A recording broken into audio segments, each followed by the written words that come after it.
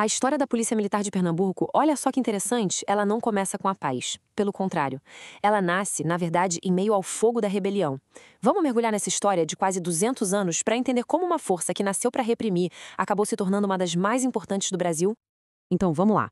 O ano é 1825. O Império do Brasil tinha acabado de nascer, ainda tentando se firmar, e lá em Pernambuco era criada oficialmente uma força policial. Mas o porquê dela ter sido criada? Ah, essa é a chave de toda essa história. E é aqui que a coisa fica curiosa, né? Parece até um paradoxo. Como é que uma província que estava batendo de frente com o poder central, em pé de guerra mesmo, acaba criando sua própria polícia? A resposta, por incrível que pareça, está no próprio conflito. Para a gente entender de onde veio a PM de Pernambuco, a gente precisa voltar no tempo, para um Pernambuco que estava literalmente pegando fogo. O começo do século XIX ali não foi nada tranquilo. Foi um período de muitas revoltas que desafiavam o poder do Império. Pensa só na sequência. De 1817 a 1824, foi uma revolta atrás da outra. Teve a Revolução Pernambucana, depois a Convenção de Beberibe, aí veio a Confederação do Equador.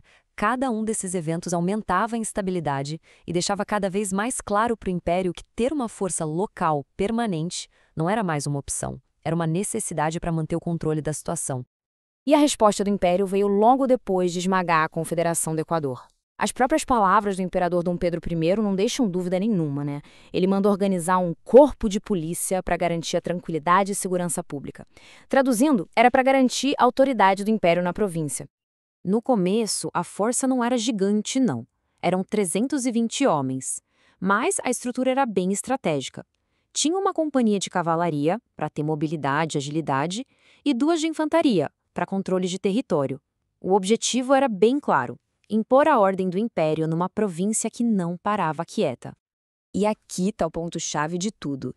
Desde o primeiríssimo dia, a identidade dessa polícia foi moldada na batalha, no combate, e não no policiamento do dia a dia que a gente imagina. A sua função principal era militar. E olha, a lista de conflitos onde essa força atuou é de cair o queixo. E não foi só em Pernambuco, não, muito pelo contrário. Eles lutaram na cabanagem lá no Pará, na Revolução Farroupilha no Sul e foram até para a Guerra do Paraguai. Isso consolidou a reputação deles como uma tropa de combate de elite usada em todo o Brasil. Agora, de todas essas batalhas, talvez nenhuma tenha marcado tanto a identidade da corporação quanto a longa e brutal guerra contra o cangaço, lá no sertão nordestino. Pensa comigo como é que se combate o inimigo que não tem base fixa, que conhece o sertão como a palma da mão. O Estado teve que se adaptar, né? E foi aí que surgiram as famosas tropas volantes. A ideia era bem simples, na verdade. Criar uma polícia que fosse tão móvel, tão resistente e tão implacável quanto os próprios cangaceiros. O que aconteceu no sertão foi quase uma guerra de espelhos. De um lado, os cangaceiros, nômades, mestres da caatinga. Do outro, os volantes, usando táticas parecidas de guerrilha, de perseguição sem fim. Para vencer, a polícia teve que se tornar, de certa forma, uma versão legalizada do seu próprio inimigo. Essa campanha toda chegou ao seu clímax na famosa emboscada na Grota de Angico, lá em Sergipe. Foi ali que os volantes finalmente conseguiram derrotar Lampião, o rei do cangaço. Esse evento, na prática, selou o destino do cangaço como um grande movimento. Mas olha, a história da PM de Pernambuco não é só sobre guerra e conflito, não. É também uma história de evolução, de modernização e até de pioneirismo em mudanças sociais. Aí a gente pula para 1951. A PMPE inova de novo e cria a primeira companhia de radiopatrulha do Brasil. E isso, na época, gente, era uma revolução.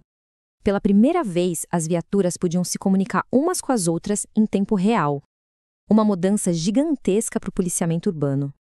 Avançando mais um pouco no tempo, a gente chega em 1983. E aqui vem um outro passo super inovador. A instituição se torna a primeira de toda a região Nordeste a admitir mulheres em suas fileiras. E esse foi o número de pioneiras. 21 mulheres que se formaram sargentos naquela primeira turma. Elas literalmente abriram as portas para as mais de 2.000 mulheres que servem na força hoje em dia. Um marco fundamental na história da corporação.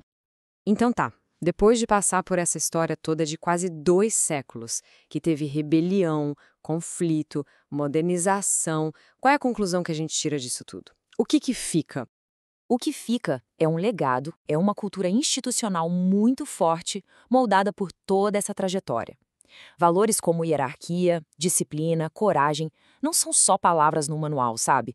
São princípios que foram forjados a ferro e fogo nesses quase 200 anos e que definem a corporação até hoje. E talvez nada consiga capturar melhor a essência desse legado do que essa reflexão de uma integrante da corporação. A farda não é uma roupa, mas sim uma outra pele que adere à própria alma. É a ideia de um compromisso total que define a identidade de uma pessoa para sempre. E tudo isso nos leva a uma questão final que é bem complexa.